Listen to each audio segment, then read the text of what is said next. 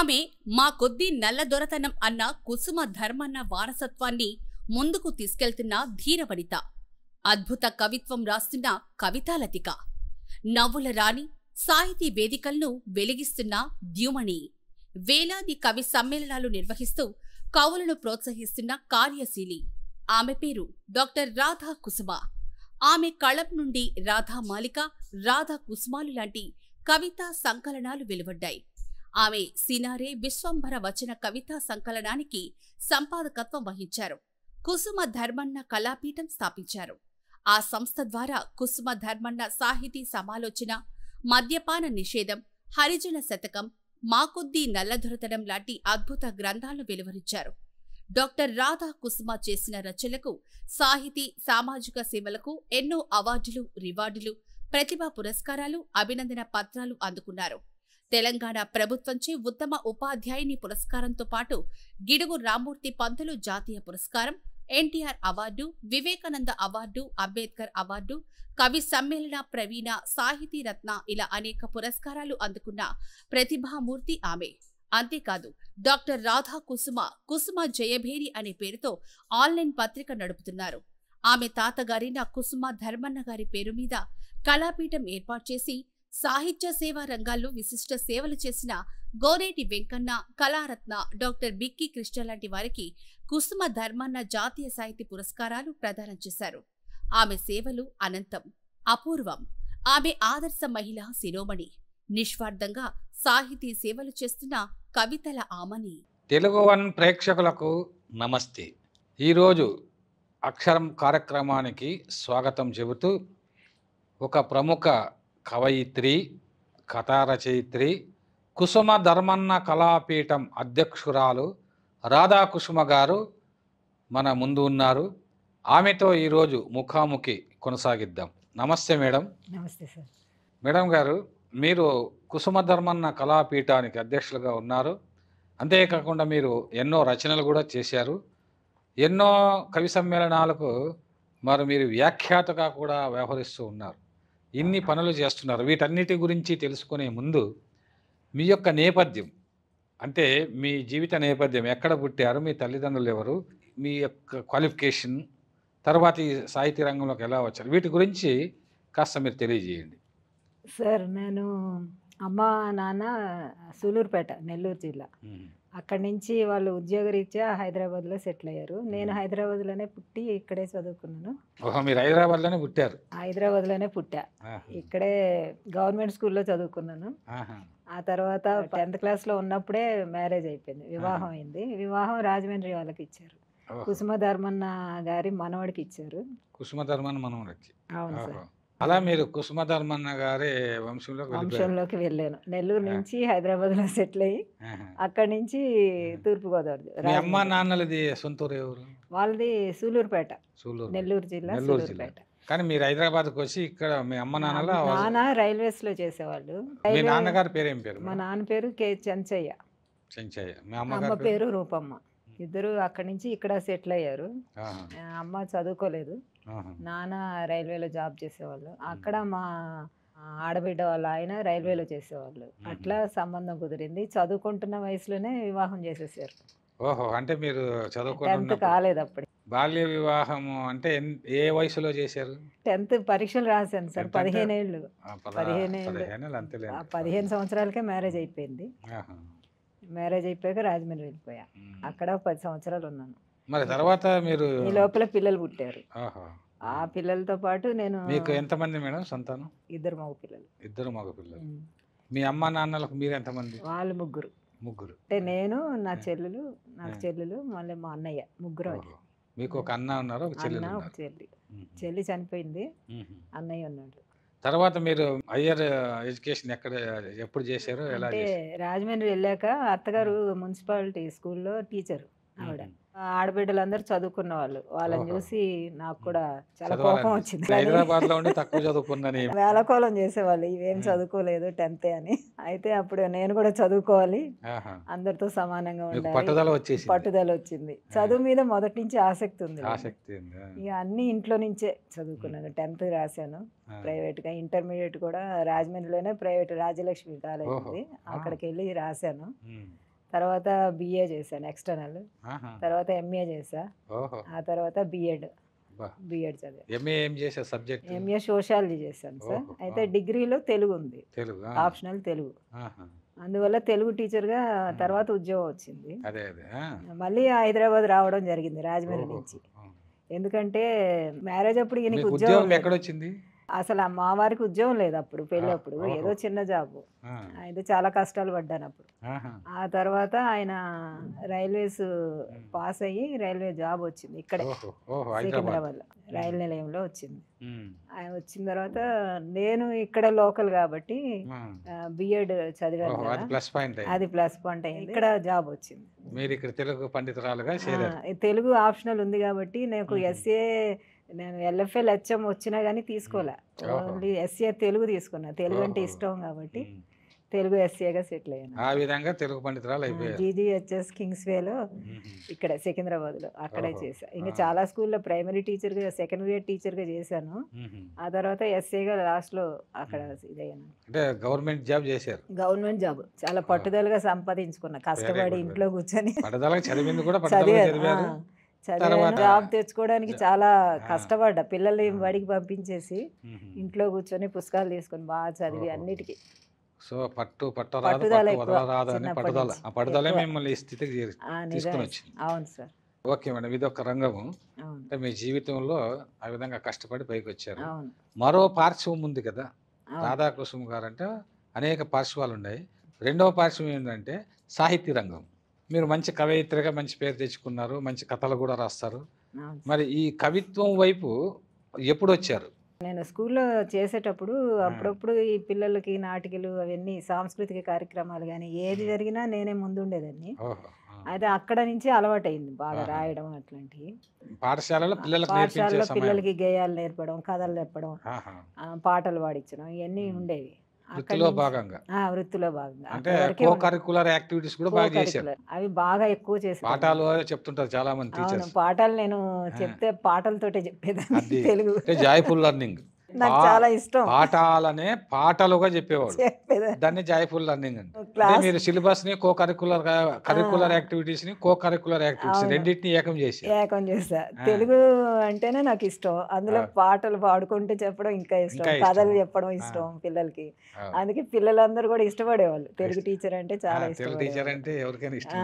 పద్యాలు ఇవన్నీ పాటలు ఉంటుంది కదా, చాలా మీ ఆసక్తి. కంఠం కూడా బాగుంటుంది కాబట్టి మంచి పాటలు పద్యాలు పాడితే సో అట్లా ఆ వృత్తిలో కూడా మీరు ఆనందాన్ని అనుభవిస్తూ అనుభవించాను. కవయిత్రిగా ఎదిగారు. ఏది కానీ ఉమ్. అయితే వాట్సాప్ గ్రూపులు వచ్చాయి కదా, అవును. అప్పటి నుంచి ఈ వాట్సాప్లో చేరడం, అన్ని కవితలు రాయడం అన్ని గ్రూపులకి, అక్కడి నుంచి గుర్తింపు వచ్చింది. అంటే డిజిటల్ మీడియా రావడంతో మీడియా రావడం వల్ల. అంతకుముందు ఏదో పేపర్లో రాసుకొని అట్లా ఉండేదాన్ని. తర్వాత ఈ డిజిటల్ ఇప్పుడు ఈ డిజిటల్ మీడియాలో కూడా సాహిత్యం గ్రూప్స్ ఎక్కువ ఉన్నాయి, సాహిత్యం గ్రూప్స్. అవును అవును సార్. ఈ సాహిత్యం గ్రూప్స్ లో నేను కూడా మొదట్లో మీ కవితలు చదివాను. అట్లా మీరు వెలుగులోకి వచ్చారు. ముఖ్య కారణం అదే, అన్ని గ్రూపుల్లో రోజు 7-8 కవితలు కూడా రాసుకునేదాన్ని ఓహో. బాగా ఇంట్రెస్ట్ గా. ఆ, అట్లా అన్ని గ్రూపుల్లో వచ్చాయి. రాధాకృష్ణ అని పేరు బాగా. అవునవును. అట్లా కొంచెం వచ్చిన తర్వాత ఫస్ట్ మొట్టమొదట మీ యొక్క కవిత సార్ ఏ గ్రూప్ లో వచ్చింది, వచ్చినప్పుడు మీరు ఎలా ఫీల్ అయ్యారు? నేను కవితాలయం అని ఒక గ్రూప్ ఉంది, అందులో నా కవిత వచ్చింది, రాశాను నేను. ఓహో. అది రాసినప్పుడు అదొక ఆనందం కదా. ఆ తర్వాత అందులో ఎఫ్బిలో ఉన్న కవితల్లోంచి ఎవరో కవిత గణేష్ పత్రికని ఉంది ఒకటి, అవునవును. ఆన్లైన్ పత్రిక, కర్నూలు, కర్నూలు గుప్తా. వాళ్ళు గుప్తా గారు అందులో వేశారు. వాళ్ళకి పంపాలి వీళ్ళకి పంపాలి అన్న ఆలోచన కూడా అదేలేండి, లేదు. వాళ్ళు ఫేస్బుక్ లో చూసి అది వాళ్ళు తీసుకుని వేశారు వేశారు. వేశారు. అప్పుడు చాలా ఆనందం అనిపించింది. దాంతో పత్రికల్లో కూడా వస్తుంది, ఫేస్బుక్ లో వస్తుంది. మొట్టమొదటి కవిత కవిత అంటే కొంచెం ఆనందం ఎవరికైనా అనిపిస్తుంది ఆనందం. కదా. సో అలా కవితలు రాయడం ప్రారంభించారు. ప్రారంభించాను అన్ని గ్రూపుల్లో రాయడం. కొంచెం అనుభవం వచ్చింది అనుభవం బాగా వచ్చింది. రాయడానికి, నేర్చుకునేదాన్ని బాగా. తర్వాత మీరు పుస్తకాలుగా కూడా వేశారు. పుస్తకాలు తర్వాత మొట్టమొదటి మీ కవితా సంపుటి ఏది? కుసుమాలని, రాధా కుసుమాలని రాధా కుసుమాలు. ఆహా. రాశాను. ఇంకా చాలా 3-4 పుస్తకాలు తీశాను, ఇక్కడ ఉన్నాయి అవి. ఏ పుస్తకాలు రాశారు మేడం మీరు? కవితలే ఎక్కువ రాశాను, కవితలు ఎక్కువ కథలు రాశారు. రాశాను. తర్వాత ట్యూన్ లిరిక్స్ అని పాటలకి ట్యూన్స్ కట్టడం, అంటే నా సొంత పాటలు ఓహో. అట్లా ట్యూన్స్ గేయ రచయితలు గేయ కూడా. రచయితలు మంచి రాయడం గేయాలు కూడా బాగా రాస్తున్నారు. ఆసక్తి, అట్లా రాశాను. ఇప్పుడు మొట్టమొదటి కవితా సంపుటి రాధా కుసుమ్ అలానే వేశారు. అవును సార్. మీ పేరులోనే రాధా కుసుమ అని ఉంది. అవును. ఈ కుసుమాలు అంటే పువ్వులు అంటే అంత ఇష్టమా మీకు? పువ్వులంటే చాలా చాలా ఫస్ట్ పువ్వులంటే ఇష్టం లేదు ఎవరికి ఉండదు కదా అదే సార్. అనుకుంటా. చాలా ఇష్టం. అందులో నాకు ఇంటి పేరు కుసుమ. ఇంటి పేరు కుసుమ. తాతయ్య గారిది. ఉమ్. మా కుసుమ ధర్మన్న అంటే నా చాలా మంది రాధా కుసుమ అంటే నా పేరే అనుకుంటారు. అవును. కానీ అది కుసుమ అంటే ఇంటి పేరు. పెళ్ళైన తర్వాత పెట్టుకున్నారా కుసుమ? అంతకు ముందే ఉంది. ఆహా, లేదు సార్. అంతకుముందు మన సర్టిఫికేట్లో రాధా కే అని ఉంటుంది. ఉమ్. ఈ పెళ్ళైన తర్వాత పెళ్ళైన- ఈ ఫీల్డ్లోకి వచ్చాక నాకు కుసుమ అనేది మన ఇంటి పేరు కదా, అది పెట్టుకోవాలనిపించింది నాకు. రాధా బాగుంది కుసుమ. కదా. బాగుంది. రెండవది మీ తాతగారు చాలా తాతగారు గొప్ప రచయిత. అసలు తాతయ్య గురించి నాకు మ్యారేజ్ అయిన కొత్తలో ఏం తెలియదు. ఆహా. అప్పుడు అమాయకంగా ఉన్నాను. ఆ ఉమ్. సాహిత్యం పట్ల అంత జ్ఞానం లేదు. అయితే ఆ ఇంటికి వెళ్ళాక ఇంట్లో అన్ని ట్రంక్ పెట్లు అవి ఉండేవి అప్పట్లో. ఆ. దాని నిండా ఏవో కాగితాలు అవి ఇవి కవితలు అవి ఇవి ఉండేవి. ఆహా. మా అత్తగారు చెప్పారు కానీ ఉమ్. నేను అంత పట్టించుకోలే. ఉమ్. తర్వాత నేను ఉద్యోగంలో ఉండగా సాహిత్యం వైపు వచ్చాక వచ్చిన తర్వాత అప్పుడు ఆయన విలువ నాకు తెలిసింది. ఈయన పెద్ద ఇప్పుడు కవి, ఆయన పెద్ద కవి, ఆ ఇంట్లో ఆ ఇంట్లో నేనున్నాను, నేనున్నాను అనుకోకుండా అని అదే ఇంట్లో అంటే మీకు నేనున్నాను. తెలియకుండానే ఒక గొప్ప ఆ, వంశంలోకి వెళ్ళాను. వెళ్ళాను. అప్పుడు మా కొద్దీ నల్ల దొరతనం అవును. అప్పట్లో సంచలనం కదా. అవును సార్. అవును. గరిమెల సత్యనారాయణ మా కొద్దీ తెల్ల దొరతనం రాస్తే అవును. 1922 ప్రాంతంలోనే అవును. మా కొద్దీ నల్ల దొరతనం అని ఈయన రాశారు. ఈయన రాశాడు. సో కుసుమ ధర్మన్న అంటే ఆ రోజుల్లో పెద్ద జాతీయోద్యమంలో పెద్ద పోరాట యోధుడు. అవును. హరిజనోద్యమం కానీ అవును. ఆ రోజుల్లో అంబేద్కర్, గాంధీని వీళ్ళందరితోనూ కూడా ఆయన పిలిపించి ఆయన అందరితో పోరాటం గాంధీ చేసిన గారి సిద్ధాంతాల అనుచరుడు. అనుచరుడు. కానీ తన యొక్క జాతి కోసం ఉమ్. పడే బాధలు చూసి అవును. నేను ఆయన ఎక్కడ అక్కడ లొంగల కాంప్రమైజ్ కాలేదు. కాంప్రమైజ్ కాలేదు. కాకుండా ఆయన వచ్చి మా వాడలో, దళిత వాడ అంటే తెలుసు కదా మీకు, అవును. ఎక్కడో వచ్చి మీటింగులు పెట్టడం ఊరి కాదు. బయట. మా వాడకొచ్చి మీరు మా పక్కన కూర్చొని మాకు ఉంటే ఉమ్. సహపంక్తి భోజనం చేయాలని నా అడిగాడు. ఆ. అడిగితే గాంధీ గారు వచ్చారు. అంటే అంత మహానుభావుడు అనమాట. ఆయన మాట విని ఆయన ఇంటికి రావడం అంటే అప్పట్లో చాలా ఊర్లో ఉద్యమం గాంధీ కదా. అంటే జాతీయోద్యమం చాలా గొప్పవాడు కదా. గొప్పవాడు కదా. అది మొట్టమొదటి ఈయన దగ్గరికి వచ్చాడు అనమాట. అది చాలా గొప్ప విషయం. ఇవన్నీ చదివిన తర్వాత నేను ఆయన గురించి తెలుసుకున్నాను. మహాత్మా గాంధీ లాంటి అవును. ఒక జాతీయ నాయకుడిని రప్పించారు, ఇంటికి రప్పించాడు. ఇంటికి రప్పించారు. నన్ను మన్నించాలని ఒక రాసి ఇచ్చారట ఆయన. ఉమ్. అది చాలా కాలం అది పెట్టుకొని ఉండేవాళ్ళు వాళ్ళ ఇళ్లలోనూ అక్కడక్కడ. ఉమ్. వాళ్ళ ఆఫీస్ ఏదో ఉంటుంది కదా ఉమ్. అక్కడ. అట్లా కూడా ఆయన ఈ కుసుమ ధర్మన్న గారికి అంబేద్కర్ తో కూడా అంబేద్కర్ స్నేహం గారి ఉంది అన్నారు. సిద్ధాంతాలన్నీ కూడా ఈయనకి చాలా భాషలు వచ్చు. ఉర్దూ, తెలుగు, ఇంగ్లీషు అన్నీ నేర్చుకున్నాడు ఈయన. ఉమ్. చదివింది తక్కువే. అవును. కానీ ఆయుర్వేద డాక్టర్ గా అది కాకుండా ఈ భాషలన్నీ రావడం వలన అంబేద్కర్ యొక్క సిద్ధాంతాలన్నీ వంట పట్టించుకొని ఆయన వలన మన జాతి అనేది జాతికి ఒక వెలుగు వచ్చింది. వెలుగు వస్తుంది, ఆయన బాటలో నడిస్తే మనకు విముక్తి కలుగుతుంది అనే ఆలోచనతోటి ఉమ్. ఆయన్ని కూడా ఆయన భావజాలాన్ని అంతటి కూడా దక్షిణ భారతదేశంలో ఉమ్. ఇక్కడ తెలంగాణలో భాగ్యరెడ్డి వర్మ అని ఉన్నారు అవును, కదా, అవును.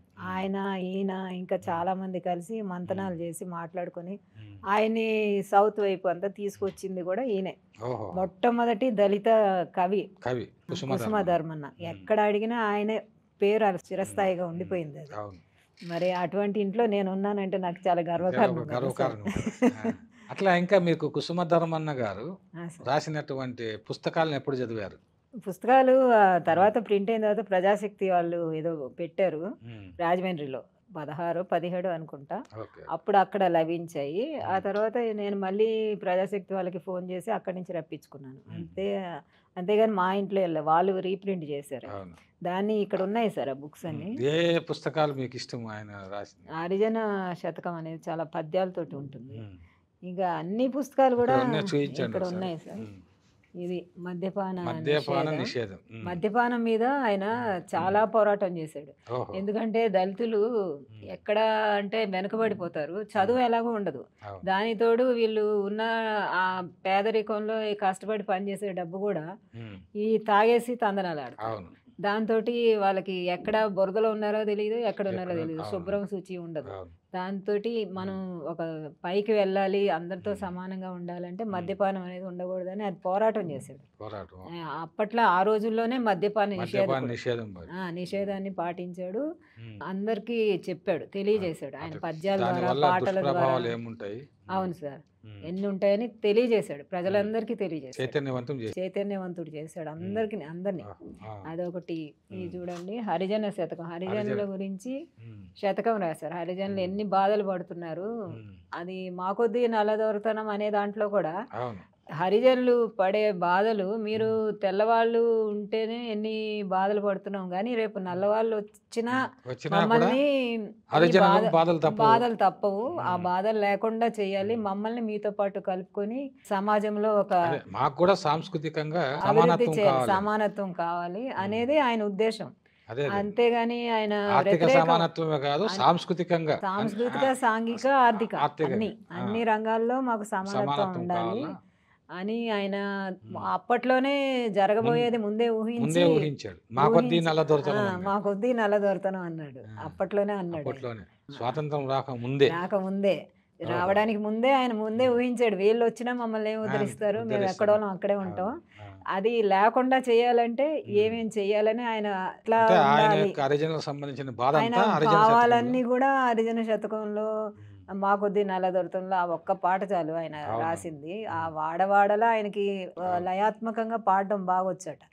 అయితే ఆ వీధి వీధిలో ఆయన పాడి వినిపించేవాడు సొంతంగా, గాయకుడు కూడా. ఇది మా కొద్ది నల్లదొరతనం. మా కొద్ది నల్లదొరతనం ఆ పాట చాలా పాపులర్ అయింది. మా కొద్ది తెల్లదొరతనం ఎట్లా పాపులర్ అయిందో, ఈ హరిజన గిరిజన అందరూ కూడా నల్లదొరతనం అంటే ముందు ఆసక్తిగా చూశారు. ఆ తర్వాత ఆయన చెప్పిన విధానాన్ని బట్టి అవును కదా అని నమ్మారంట. ఈ రోజు కూడా ఈ పాట అంటే చాలా ఇష్టపడతారు జనం. తర్వాత నేను రాసింది అంబేద్కర్ గురించి. ఇది సార్, ఇది రచనలు దళిత తర్వాత కుసుమధర్మన్న కవి. ఒక్కొక్కరు ఒక్కొక్క పుస్తకాన్ని రాశారు. ఆయన రాసిన వాటినే మళ్ళీ వాళ్ళు విశ్లేషించి జీవిత ప్రస్థానం, హేమలత గారు ఆ జీవిత ప్రస్థానంలో మా ఫ్యామిలీ అందరి గురించి ఉన్నది ఇందులో. పుస్తకంలో ఫోటోలతో సహా వేశారు. కొడుకులు ఎంతమంది, కూతుర్లు ఎంతమంది, వాళ్ళ భార్యలు ఎవరు, మనవాళ్ళు ఎవరు, వాళ్ళ పేర్లన్నీ అన్నిటితో సహా వేశారు ఇందులో. మంచి పని చేశారు. సామ్యవాదాన్ని సహించని హిందూ, ఇలా చాలా పుస్తకాలు, కొన్ని పుస్తకాలు మరుగున పడిపోయినాయి. ఎట్లా అంటే కాలిపోయినాయి. ఆయన ఇంట్లోంచి ఎక్కడికో వెళ్ళినప్పుడు, ఆయన చనిపోయాక వాళ్ళ ఆవిడ కాకినాడ వెళ్ళి దినానికి ఏదో ఇంటికి పిలిచి బట్టలు పెట్టినప్పుడు ఆవిడ అక్కడికి వెళ్ళిందట. వెళ్ళి ఇంటికి వచ్చేటప్పటికి ఇల్లంతా తగలబెట్టేశారు. ఆ ఇల్లు కోర్లంపేటలో ఉండేది, రాజమండ్రి దేవి చౌక్ దగ్గర కోర్లంపేట అని అక్కడ ఉండేది ఇల్లు. ఆ ఇల్లు మొత్తం తగలబెడితే ఆయన రాసిన రచనలన్నీ చాలా రాస్తే అన్ని కాలిపోయినాయి. ఆయన చనిపోవడం కూడా ఒక వివాదాస్పదం అని అంటారు, అది ఎంతవరకు నిజం తెలియదు. గుడిలో ప్రవేశం కల్పించడానికి ఆయన కోర్టుకు వెళ్ళి ఆర్డర్స్ తెచ్చుకున్నాడు.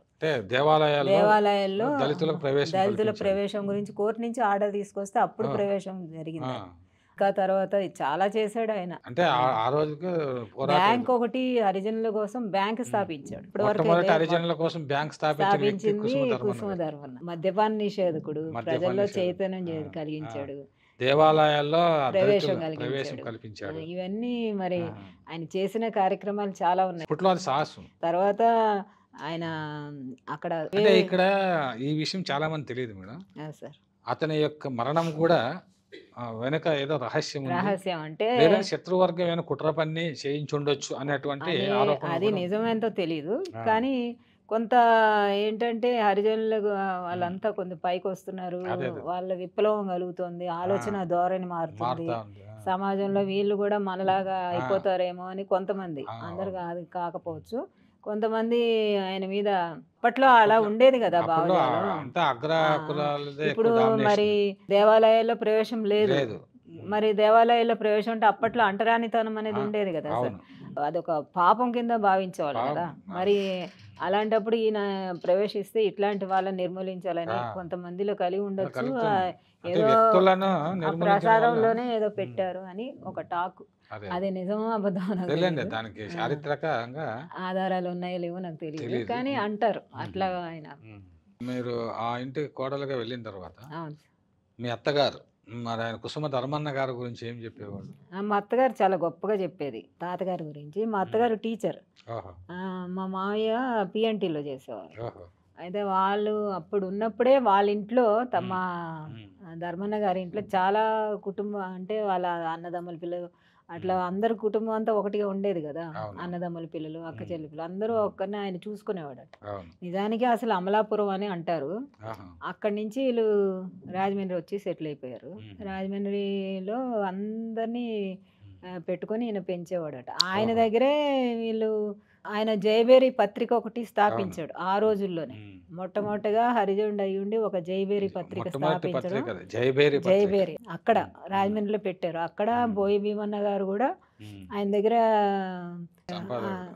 సంపాదకుడుగా ఆయన ఉమ్. కూడా ఉన్నాడని అంటే రాస్తారు. దాంట్లో చరిత్రలోనే ఉంది అది. చరిత్రలో ఉంది. ఆ. ఉమ్, చాలా మందికి అది ఎందుకు పెట్టారంటే ఉమ్, హరిజనులు అనే వాళ్ళు అనే కాదు అందరికీ ఉమ్, ఉమ్. సమాజంలో మంచి చైతన్యాన్ని ఎలా ఉండాలి ఎలా ఉండాలని. అనేది ఆయన యొక్క ముఖ్య ఉద్దేశం. ఇప్పుడు ఆ రోజుల్లోనే అక్కడ రాజమండ్రిలో అంత చైతన్యం ఉంది. ఎందుకంటే వీరేశలింగం పంతులు కూడా వీరేశలింగం యొక్క ఆ, భావజాలాన్ని అక్కడే. కూడా ఈయన తెలుసుకునేవాడు. అవును. తర్వాత ఎక్కడో వేరే ప్రాంతంలోకి వెళ్ళి ఆయన ఎలా ఉండాలి, ఎలా బ్రతకాలి, ఎలా మనం ఒక నాయకత్వపు లక్షణాలు ఏంటి, ఉమ్, ఎలా ఉండాలి అనేది కూడా ఎక్కడో ఉమ్, ట్రైనింగ్ అయ్యాడు, ఉమ్. శిక్షణ పొందాడని ఓహో! చదివాను నేను. ఆహా.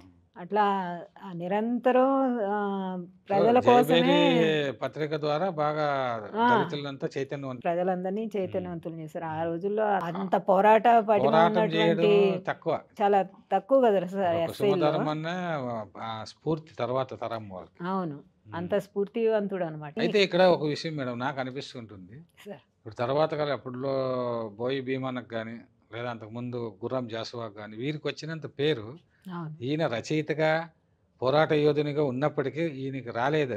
కారణం అవును. ఏమని అనుకుంటున్నారు మీరు? కారణం ఏంటంటే వెనకాల ఉన్న వాళ్ళు ఏదైనా కానీ ఎవరైనా కానీ కొంచెం వెనక ఉన్న వాళ్ళు ఉమ్, ఆయన కులం వాళ్ళు కానీ లేకపోతే ఉమ్, కుటుంబంలో వాళ్ళు కానీ కొంచెం ఉమ్, ఆయన్ని ఉమ్, సపోర్ట్ చేయాలి, ఆయన గురించి ప్రచారం చేయాలి, ఆయన అవును. గురించి ప్రభుత్వం కూడా పట్టించుకోవాలి, ఉమ్, ఇవన్నీ చేయాలి. ఆయన చిన్న వయసులో చనిపోయాడు. ఉమ్, చనిపోయిన తర్వాత మా మామయ్య గారు పెద్ద కొడుకు అవును. ఆయన అంటే ఒకటి ఆస్తులు పాస్తులు ఏం లేవు కాబట్టి ఉమ్, వాళ్ళ లైఫ్ స్ట్రగుల్ చేయడమే సరిపోయింది. సరిపోయింది. వాళ్ళ అవును. తల్లిదండ్రుల గురించి ఉమ్, లేకపోతే వాళ్ళలో ఉన్న గొప్పతనం గురించి వీళ్ళకి అంత తెలియదో తెలిసినా అవును. ఏమీ పట్టించుకోలేదు. పట్టించుకోలేదు. అవును. పట్టించుకోకుండా అలా వదిలేశారు. ఉమ్, అటువైపు ఉన్న వాళ్ళు కూడా అంత చదువు తక్కువ ఉంటుంది కదా, అప్పుడప్పుడే అవునవును. ఎదిగే వాళ్ళు అవును. ఎస్సీల్లో. ఉమ్, ఎవరు పట్టించుకోలేదు, ఆయన ఉమ్, గురించి ప్రచారం చేయలేదు. చేయలేదు. కాకపోతే ఇప్పుడు వేరే వేరే జాషువా గారు కానీ ఉమ్, బోయి భీమన్న గారు బాగా చదువుకున్నారు, ఉద్యోగాలు చేశారు, అవును.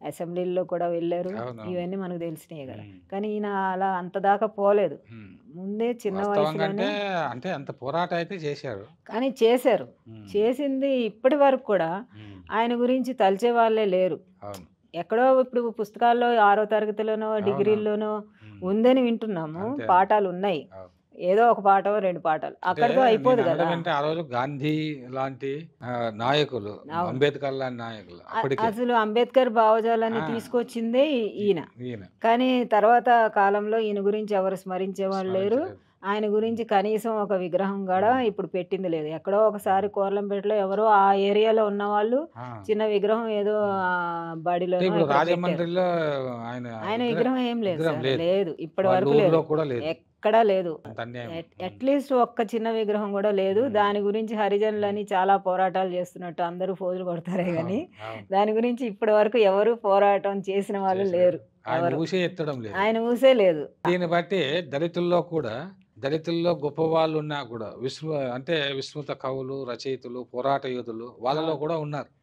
ఉన్నారు కదా, ఉమ్, దళితుల్లో ఉన్నారనే కదా అంటే అర్థం. అందరి గురించి అందరు దళితుల గురించి పట్టించుకోవడం లేదు. ఎవరు ఇప్పుడు ఫోకస్ ఇప్పుడు అయితే వెలుగులోకి జాషువా వస్తే గారు వాళ్ళే. దళితుడే కదా. మరి మరి ఇప్పుడు బోయి భీమన్న దళితుడే కానీ దళితుడే. వాళ్ళకి పేరు వచ్చింది కదా. ఉమ్, అంటే పట్టించుకున్నారో లేదో నాకు తెలియదు కానీ ఉమ్, అదృష్టమేమో అంతే మరి అంతే. తెలియదు నాకు. అంటే నేను అనడం ఎందుకంటే ఈ ఎక్కడైనా కూడా కొంతమంది ఏమి చేయకున్నా వెలుగులోకి వచ్చిన వాళ్ళు చాలా మంది వెలుగులోకి ఉంటారు. వస్తారు. అది వెలుగులోకి వస్తారు. కొద్దిమంది ఎంత పోరాటం చేసినా ఎన్ని రచనలు చేసినా వాళ్ళు వెలుగులోకి రారు. అవును, ఆ జాతి వాళ్ళు వెలుగులోకి తీసుకురారు. రారు. ఇటు ప్రభుత్వాలు వెలుగులోకి తీసుకురారు. ప్రభుత్వాలు కూడా పట్టించుకోరు. పట్టించుకో ఇప్పుడు ఎవరో ఒకరు దాని గురించి తెలియజేయాలి, వాళ్ళకి ఇది విషయం అని తెలియజేయడం చెప్పాలి. కూడా వాస్తవంగా మీరు కుసుమ ధర్మన్న వారసురాలుగా ఇంటి వారసురాలుగా కుసుమ ధర్మన్న కళాపీఠం పెట్టిన తర్వాతనే అవును సార్.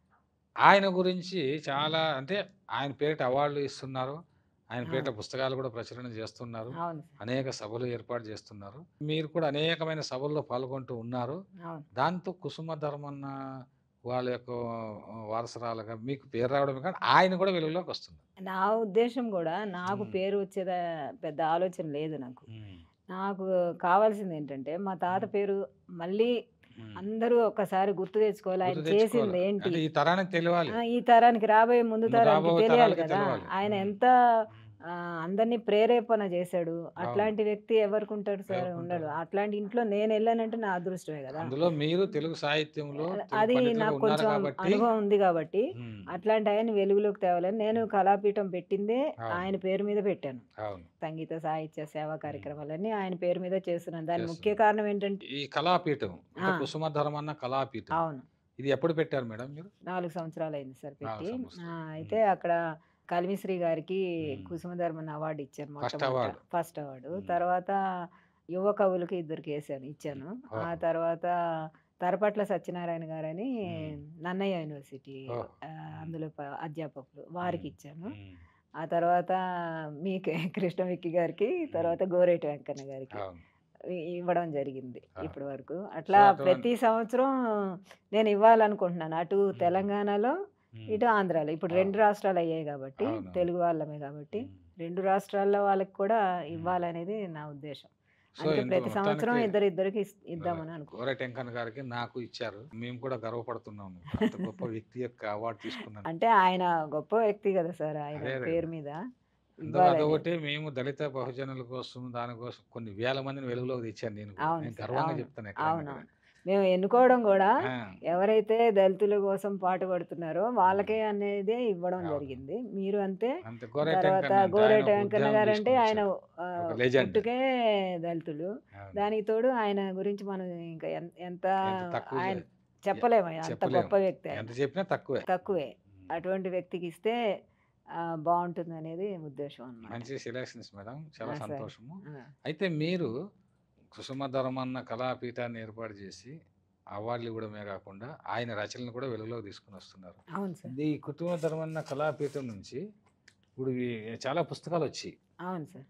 విశ్వంభర అంటే ఆ! నారాయణ రెడ్డి గారు. నారాయణ రెడ్డి. నారాయణ రెడ్డి గారి విశ్వంభర పైన ఇదొక అది గ్రూప్‌లో సంపాదకులుగా మీరు అవును. సంపాదకులుగా చాలా మంది కవితలను ఆహ్వానించి రాయించాను. ఎంతో మందిని కుసుమధర్మన్న కళాపీఠంలో హ్మ్. వాట్సాప్ గ్రూప్ ఉంది. అందులో పద్యాలు, కవితలు, చిత్రలేఖనము, హ్మ్. పాటలు, హ్మ్. ఈ కథలు హ్మ్. అట్లా 5 గ్రూపులున్నాయి. హ్మ్. ఐదిట్లోనూ జనం బాగుంటారు. ఓహో! అంటే దగ్గర దగ్గర 600 మంది కవులు, కళాకారులు కవులు ఉన్నారు. కళాకారులు ఉన్నారా? ఉన్నారు. హ్మ్. వాళ్ళకి ఈ పుస్తకం వాళ్ళ చేత రాయించి, నా హ్మ్. సొంత డబ్బులతోటి నేను ప్రింట్ చేసి ఓహో! ఆ! వాళ్ళకి అందరికి రాసిన వాళ్ళకి ఇంకా అందరికి ఇవ్వడం జరిగింది. కొంచెం ప్రోత్సాహం కలిగిద్దామని. ప్రోత్సాహం అంటే కవులు అందులో మన రచయితలు. కవులు కదా సార్! నారాయణ అవును. రెడ్డి గారు, అవును. నారాయణ దాశరథి రెడ్డి గారి గారు, పేరు మీద ఏశారు. తర్వాత దాశరథి గారి మీద. దాశరథి గారి మీద కూడా రాశారు. అవును సార్. మహాకవి దాశరథి వచన కవితా సంపుటి అవును సార్. కుసుమధర్మన్న కళాపీఠం కళాపీఠం. ఆధ్వర్యంలో మీరు ఇది అవును ప్రచురించారు. సార్. అవును. దీని ద్వారా అంటే మహా కవుల యొక్క పేరుతో మళ్ళీ కవితా ఒకసారి సంపుటి మనం వేశారు. స్మరించుకోవాలి అనేది నా మరి ఉద్దేశం. కుసుమధర్మన్న గారి పేరుతో కూడా ఇలాంటి ఒక సంకలనం తీసుకురాండి. తీసుకొచ్చాను. ఇప్పుడు నాది ఒకటి పత్రిక కూడా ఉంది సార్. ఆ! జయభేరి పత్రిక అని. జయభేరి. ఆహా! కుసుమ జయభేరి. తాత కుసుమ పెట్టింది జయభేరి. జయభేరి. హ్మ్. అది ఉంటే కుదరదు కదా! సేమ్ అయిపోతుందని అవునవును. దానికి కుసుమ అని తగిలిచ్చి కుసుమ మంచి జయభేరి మంచి అని పేరు. పెట్టాను. ఈ పుస్తకం ఉంది చూడండి. కుసుమధర్మన్న సాహితీ సమాలోచన. 49 మంది హుహు. వీళ్ళు అధ్యాపకులు అధ్యాపకులు. సెమినార్ పెట్టాం రాజమండ్రిలో. ఓహో! రాజమండ్రిలో. యూనివర్సిటీ నన్నయ్య యూనివర్సిటీలో. డాక్టర్ తరపట్ల తరపట్ల సత్యనారాయణ గారి సత్యనారాయణ గారి సంపాదకీయం. ఆ సంపాదకీయంలో సంపాదకత్వంలో నేను హ్మ్. హ్మ్. అక్కడ ఈ నన్నయ్య యూనివర్సిటీ రాజమండ్రి వెళ్ళి అక్కడ హ్మ్. యూనివర్సిటీలో ఎందుకు చేశానంటే, ఓహో! యూనివర్సిటీలో చేస్తే మొత్తం విశ్వవ్యాప్తంగా అందరికి వెళ్తుంది గదా! అవును. మంచి అదే పని ఒకటి. చేశారు. హ్మ్. ఆ ఉద్దేశంతోటి అక్కడ అందరిని ఒక అధ్యాపకులను పిలిచి సెమినార్ సెమినార్ కండక్ట్ చేసి ఏర్పాటు మళ్ళీ చేశారు. కవి సమ్మేళనం సెమినార్‌లో వచ్చిన పత్ర సమర్పణలన్నీ అవి ఆ కూడా పత్ర ఈ సమర్పణలే ఈ పుస్తకం పుస్తకం రూపంలో అన్నమాట. చాలా అద్భుతంగా ధర్మన్న గారి గురించి వివరంగా రాశారు. వివరంగా వచ్చాయి. మరి ఆ పుస్తకం చదివితే హ్మ్. మొత్తం అంతా ఆయన హిస్టరీ అవును. ఏంటనేది ప్రతి ఈ ఒక్కరు ఈ స్టడీ చేసి పుస్తకము రాస్తారు కదా సార్! ఈ పుస్తకం ఇంకా వెలుగు చూడాల్సినటువంటి అవసరం ఉంది. అవును సార్. అవును. అవును. ఎందుకంటే అందరికి దళిత అన్ని ఆత్మ యూనివర్సిటీలకు గౌరవ పంపించడం దార్శనికుడు జరిగింది. కుసుమ ధర్మన్న ఆ అవును. క్యాప్షన్స్ కూడా బాగున్నాయి. కుసుమ ధర్మన్న ప్రతి హరిజన శతకం ఒక విశ్లేషణ. ప్రతి టైటిల్స్ కూడా మంచి అంశాలు తీసుకున్నారు వాళ్ళు. దళిత ఉద్యమ తొలిపొద్దు అవును. కుసుమ ధర్మన్న అని. ఎట్లా అంటే అవును సార్. ఆయన దళిత ఉద్యమానికి తొలిపొద్దు ఆయన అని. అవును. ఎవరు డాక్టర్ గంజి కుంట్ల రామారావు గారు. అందరూ చాలా మంది అంతే 49 చాలా మంది. మందో ఎంతమందో రాశారు వాళ్ళు. అవునవును. మళ్ళీ 100 మంది కవులు రాశారు కవితలు. ఆ కుసుమ కవితల ధర్మన్న పుస్తకం మద్యపాన వేరుగా నిషేధం ఉంది. సామాజిక చైతన్యం అని అవును సార్. ఇట్లా ఇది మంచి పుస్తకం కుసుమ ధర్మన్న అవును ఉంది. సార్. ఈ పుస్తకం ప్రతి అందరికీ ఒక్కరు ఒక చదవాల్సిన అవసరం ఉంది. దాని మీద రీసెర్చ్ చేయడానికి కూడా బాగుంటుంది. కుసుమ ధర్మన్న కవన భేరి అని కవుల చేత కవుల రాసిన చేత కవితలు. ఆయన కవితా సంకలనం ప్రత్యేక కవితా సంకలనం కూడా ఏర్పాటు చేశారు. అంటే ఇది అవును. ముద్రించారు మీరే అవును కుసుమ సార్. ధర్మన్న కళాపీఠంతో. ఇంకా చాలా మంది ఇందులో కవులందరూ అక్కడికి వచ్చారు వీళ్ళంతా. ఆహా వచ్చి వాళ్ళు చదివినటువంటి కవితలు ఈ కవితా సంపుటి వాళ్ళు ఆ. చదివిన కవితలతో కవితల్ని కవితా మళ్ళీ సంపుటి ముద్రించి వాళ్ళ సత్కారం కూడా చేశారు. చేసాం. ఇలా రాజమండ్రి. మీరు కుసుమ ధర్మన్న కళాపీఠం ద్వారా అవును. ఆ విధంగా సేవలు చేస్తూ ఆయన పేరును మళ్ళీ ప్రపంచానికి తెలియజేస్తూ అవును. ఉన్నారు. అవును. ఇది చాలా మంచి పని చేస్తున్నారు మేడం. అదేవిధంగా మీరు ఒక కవయిత్రిగా అవును. మొట్టమొదట మీరు రాధాకుసుమ కథా కవిత మాలికలు అనేటువంటి పుస్తకం ఒకటి, అవును సార్. ఈ రాధాకుసుమాలు అనేటువంటి కవితా సంపుటి చాలా అద్భుతమైన కవితా సంపుటిగా పెద్ద పెద్ద వాళ్ళు దీని గురించి కూడా రాశారు. మరి ఈ కవితా సంపుటితో మీరు కవయిత్రిగా అంతకుముందు సాహితీ గ్రూపుల్లో ముఖ్యంగా డిజిటల్ సాహితీ గ్రూపుల్లోనూ పత్రికల్లోనూ వచ్చే కవితల్ని ఒక ముద్రించి పుస్తకంగా తీసుకొచ్చారు రాధాకుసుమాలు. ఈ రాధాకుసుమాల పుస్తకంలో మీరు ఒక కవితతో ప్రారంభిద్దాం. శీర్షిక పక్షులు. ఎంత దూరం ఎగినా కానరాని నీటి మడుగులు, గొంతెండి అరిచినా పట్టించుకొని మానవ గ్రేసులు. వేసవి వేడి గాడ్పులో నేస్తాలు ఎందరో నేలరాలిపోతే శోకంలో మునిగిపోతున్న చిన్ని చిన్ని పక్షులు అంటున్నాయి అన్నమాట. ఉదయారుణ కాంతులలో మీ ముంగిట్లో వాలే కిలకిల రావాలం, అల్లరి అరుపులు అరుస్తూ ఆడుతూ పాడుతూ తిరిగే చిట్టి పిట్టలం, రోజు నీటికై 1000 మైళ్ళు తిరిగే దీనులం, కనికరం లేని మనుజుల మధ్య బతకలేక కర్కశ జాతులతో పోరాడలేక గగనాన ఎగిరే విహంగులం, కంటికి కానరాని నీటి చుక్కలు ప్రాణాలను బలిదానం చేస్తూ మా చిట్టి గువ్వల కోసం దీనపు చూపులు చూస్తూ జాలి లేని నిర్దయులతో ఉండలేక వలసపోతున్నాం. మీ పిల్లల కోసం మీరు పడే తాపత్రయం గమనిస్తూనే ఉంటాం, ఎంతో మురిసిపోతూ ఉంటాం. మా కోసం మీ గుండె గూటిలో తలచుకున్నా బాధపడం, కానీ దయతో ఇంటి ముంగిట్లో కాస్త నీళ్లు ఉంచండి చాలు బ్రతికిపోతాం. కోవెల గుడి గంటలు వినాలనే మీ పయనం, దేవుని సేవకై మీ దీక్షలు హోమ జప తపాలు చేస్తుంటారే కానీ నీటి కోసం విలవిలలాడే జంతువులు పక్షులపై కనికరం చూపరా, కాస్త దయ చూపరా, తాగే నీటిని దానం చెయ్యరా అని పక్షులు ఏడుస్తున్నాయి అన్నమాట. పక్షులు వాటి బాధని చెప్పుకుంటున్నాయి. ఈ కవితను విన్నప్పుడు నాకు గుర్రం జాషువా చెప్పిన పద్యం అది జ్ఞాపకం వస్తుంది. అంటే రాళ్ళ రప్పలను దేవతల విగ్రహాలకు అర్పిస్తారు కానీ దుఃఖితమతులు అయినటువంటి వాళ్ళ పకీరులకు ఏమి ఇవ్వరు కదా అన్నట్టుగా పక్షులు పాపం నీళ్లు లేక విలువిల్లాడిపోతూ ఉంటాయి. మరి మీరు కోవెలకు వెళ్ళి దేవుని కొలిసి ఏం మాక కాస్త ముగింపు కూడా కవిత చాలా బాగుంది. మీ కవితలన్నీ నేను చూశాను. అంటే ఒక మానవీయ కోణం మీ కవితల్లో, ముఖ్యంగా మానవీయ కోణం. మీ కథల్లో మధ్యతరగతి మందహాసం అంటారు కదా, అలాగే మధ్యతరగతి జీవుల యొక్క సమస్యలు. తర్వాత కొన్ని చోట్ల ఒక దళిత స్పృహ ఉంటుంది, అదేవిధంగా స్త్రీవాద దృక్పథం కూడా ఉంటుంది. అంటే ఎక్కడ అన్యాయం జరిగితే దాన్ని ఎదుర్కోవాలని దాన్ని ఖండించడం, అది సున్నితంగా ఖండించడం, కవితాత్మకంగా ఖండించడం. హాస్యం ఉంటుంది, హాస్యంతో పాటు వ్యంగ్యం కూడా ఉంటుంది, చురకలు కూడా అంటిస్తూ ఉంటారు.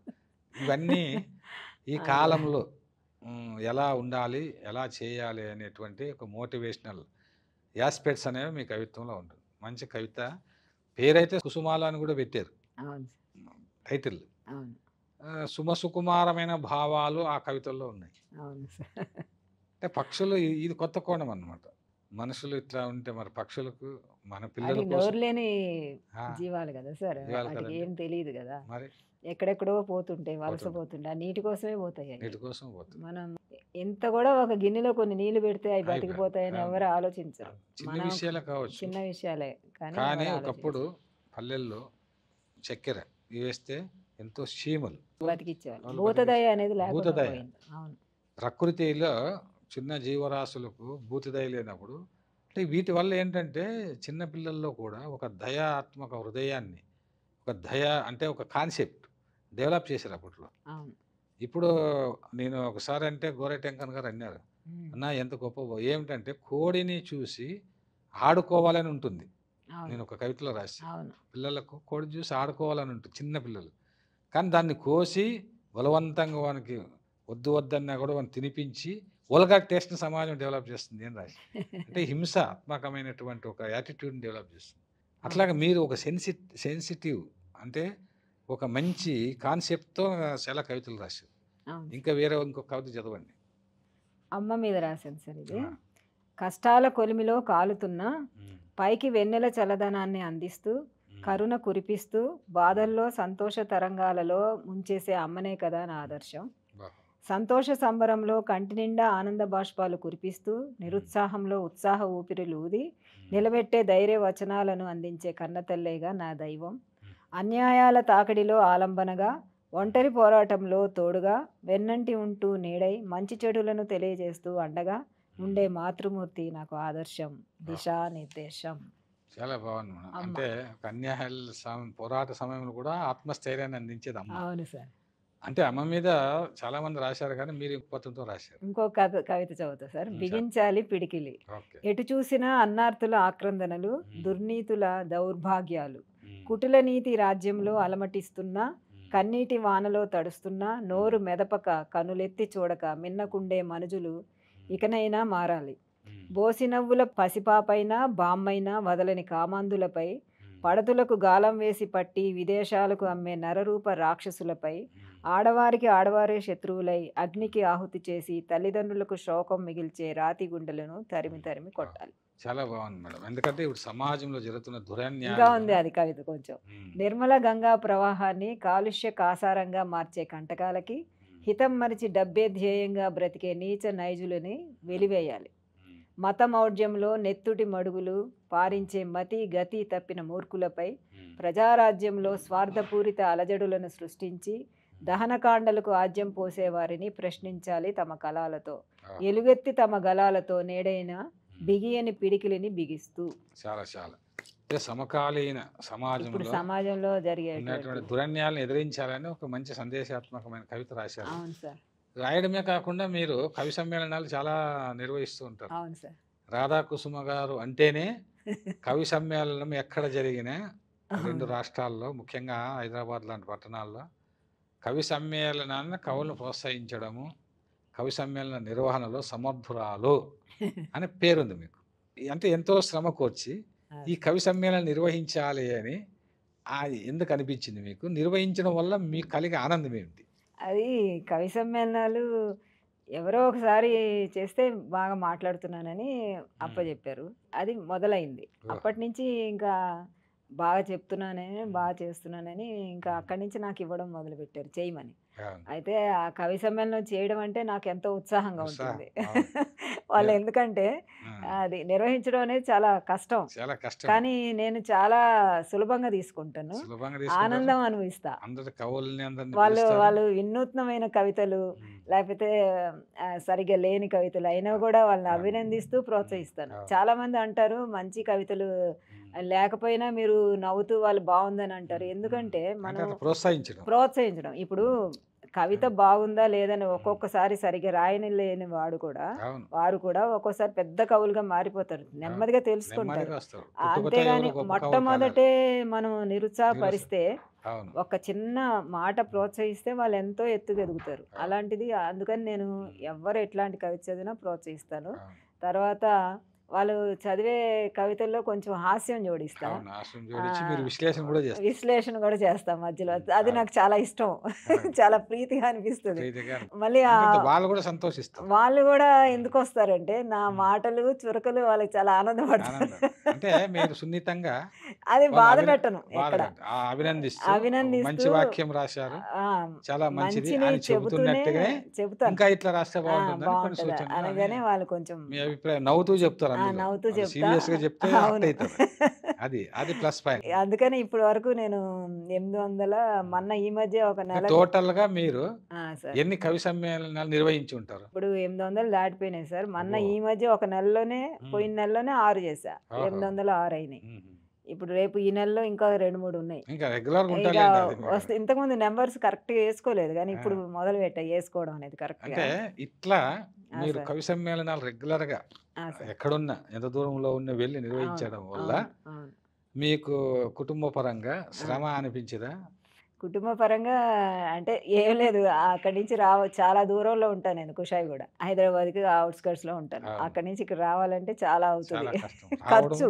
డబ్బులు రావడానికి కూడా. డబ్బులు ఖర్చు, కాలము ఖర్చు. కాలము అంటే ఖర్చు. రావడము పోవడానికే 2, 3 గంటలు అవును. పడుతుంది. నా పెన్షన్ పైసలే ఎన్ని ఖర్చు ఇంకా పెడతాను. అంతే కవిత్వానికి. కాసులన్నీ కవిత్వానికి. నాకొచ్చే పెన్షన్‌లోంచి అయన్నీ ఖర్చు పెట్టుకుంటాను. ఎందుకంటే కుసుమ ఎవరు ధర్మన్న గారు కూడా ఆ రోజులు అది చేశారు కదా. అవును. వారసురాలు కాదు మీరు చేయాలి. నాకు చాలా ఇష్టం. ఇట్లా చేస్తున్నారు మేడం. అవును సార్. మరి దీనివల్ల మీకు ఏమన్నా మిమ్మల్ని గుర్తించి యూనివర్సిటీలు కానీ కళా పీఠాలు కానీ పీఠాలు కూటాలు చాలా ఉన్నాయి కదా. వీళ్ళు ఎవరైనా మీకు ఏమన్నా మంచి అవార్డులు ఇచ్చారా? అంటే అందరూ నన్ను గుర్తిస్తారు. వాళ్ళ మామూలుగా కవయిత్రి అని ఎక్కడెళ్ళినా నన్ను ప్రశంసిస్తారు. వాళ్ళు ఇచ్చే ఏదో ఒకటి బహుమానం ఇస్తారు కదా! ఇస్తారు. ఈ మధ్య రీసెంట్‌గా కూడా మన విజయలక్ష్మి పండిత్ మీకు తెలుసు కదా సార్. గజల్ గజల్ ఫౌండేషన్. ఫౌండేషన్. మేడంకి ఇన్ని కవిత మేమందరం అక్కడ మల్కాజిగిరి కవుల వేదిక అని ఉంది. అక్కడికి వచ్చారు ఆవిడ. వచ్చినప్పుడు ఇది ఇవ్వాలి అని చెప్పి తనే ప్రవీణ అని చెప్పేసి నిర్వహణ ప్రవీణ ఒక టైటిల్ ఇచ్చారు. దాన్ని అక్కడ హెడ్ కవి సమ్మేళనాలు నిర్వహిస్తున్నానని దాన్ని రాజేంద్ర ప్రసాద్ గారని వారేమో దాన్ని చేసి పక్కా చేసి నాకు అందరి మధ్యలో మల్కాజ్గిరిలో దాని అవార్డు ప్రదానం చేశారు. దీన్ని బట్టి చూస్తే మీకు చిన్న చిన్న అవార్డులు ఇచ్చిన పెద్ద అవార్డులు కోరుకునేది లేదు, ఏమీ లేదు. లేదు సార్. కవిత్వాన్ని నిజంగానే ప్రోత్సహిస్తూ మీరు రాస్తూ ఉత్సాహంతో ఆస్వాదించి ఆనందంగా ఉండడం. ఆనందంగా కాసుల కోసం కాదు, కవిత్వం కోసం బతుకుతున్నారు. ఏ కాసులు నాకు రాలేదు. ఏ కాసులు వచ్చినా కూడా మీకేం పెద్ద ఆనందం ఉంది. ఒకవేళ వచ్చినా దాని మళ్ళా సాహిత్యానికి కాసులు కవిత్వానికి పెడతారు. చాలా సంతోషం మీద మీ యొక్క యాటిట్యూడే ఇతరులకు అంటే ఇప్పుడున్నటువంటి యువతరానికి ఇప్పుడున్న కవులు కళాకారులకంతా అదేవిధంగా సాహితీ సంస్థలకు కూడా ఆదర్శం కావాలని ఆశిస్తాను. అదే చివరిగా మీరు రాధాకుసుమల కథా కవితా మాలికలని కవిత్వాన్ని కథలను రెండింటినీ ఒక సంకలనంగా వేశారు. ఇందులో కథలు కూడా చాలా చిన్న చిన్న కథలు అయినప్పటికీ సందేశాత్మకంగా ఉన్నాయి. అంటే ఈ కథలు రాయాలి అనేటువంటిది ఇప్పుడు ముద్దమందారం కానీ ఈ ప్రేమ అని ఆర్థిక సంబంధాలని అంటే దీంట్లోనే ఆనందం అని నేను మారాలని పాపం ఇట్లా కథలు రాశారు మీరు.